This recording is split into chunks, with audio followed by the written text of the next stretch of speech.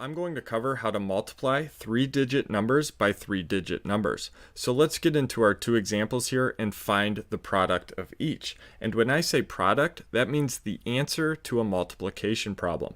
So for number one, we have 819 times 237. So the first thing we need to do is line this problem up. So we have 819 times 237. Make sure you line up all your places. So the 9 and 7 are lined up because they are in the ones place, the 1 and 3 because they are in the tens, and then the 8 and 2 because they are in the hundreds. Now we're ready to multiply. So what we're going to do 7 times 819, 30 times 819, and then 200 times 819.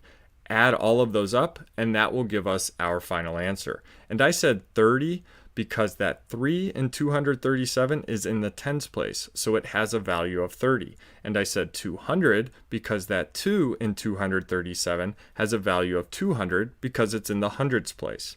So let's start. And we start by doing 7 times 9, which is 63. So we put our 3 and carry the 6. Now we have 7 times 10.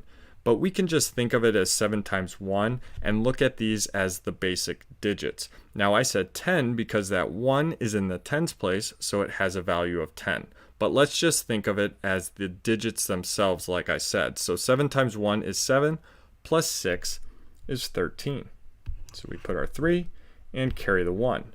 Now we have 7 times 800, but we can just think of it as 7 times 8, which is 56, plus that 1 is 57.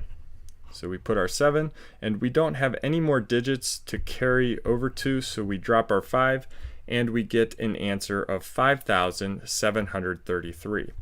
We are done with the 7 here, the 6, and the 1. I like to cross things off as we go when we are done with them. That way we don't get confused with any other numbers that are carried later in the problem. So now we move to the 30 that has a value of we move to the 3 that has a value of 30. So we put a 0 here for our next step, and that represents that 30. It helps us represent the 30 rather than just saying it is a 3. So now we do 3 times 9, which is 27. Carry our 2. 3 times 1 is 3, plus 2 is 5. And then 3 times 8 is 24. So we are done with this 3 and then the 2. So we moved the 2 in 237, which has a value of 200. It's in the hundreds place. So we need 2 zeros for this next number. Again, that's to represent the 200. So now we do 2 times 9 is 18.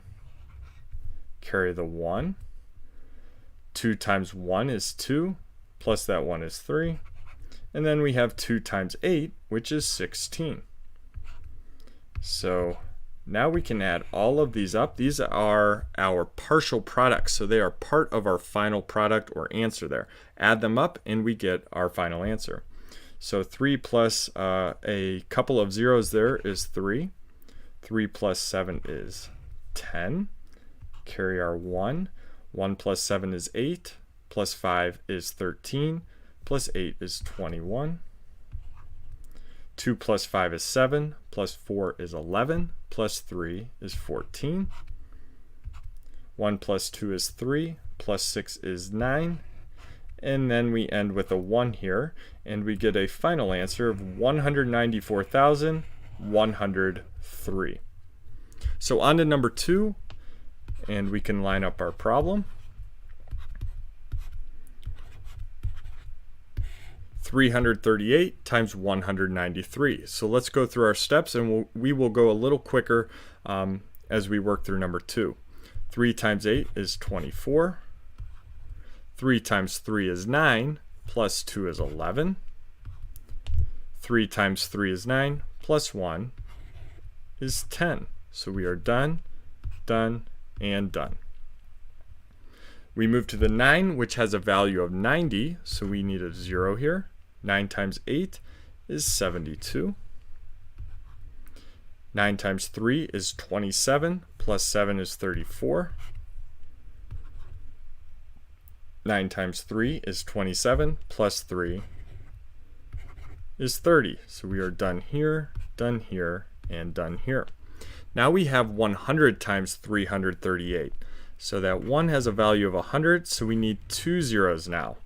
1 times 8 is 8, 1 times 3 is 3, and 1 times 3 is 3. So we have our three partial products, and we are ready to add them up in order to get our final answer. So 4 plus 0 is 4. 1 plus 2 plus 0 is 3. 0 plus 4 is 4, plus 8 is 12. 1 plus 1 is 2, plus 3 is 5. And then we end with 3 plus 3, which is 6. So we get 65,234. So there you have it. There's how you multiply 3-digit numbers by 3-digit numbers. I hope that helped. Thanks so much for watching.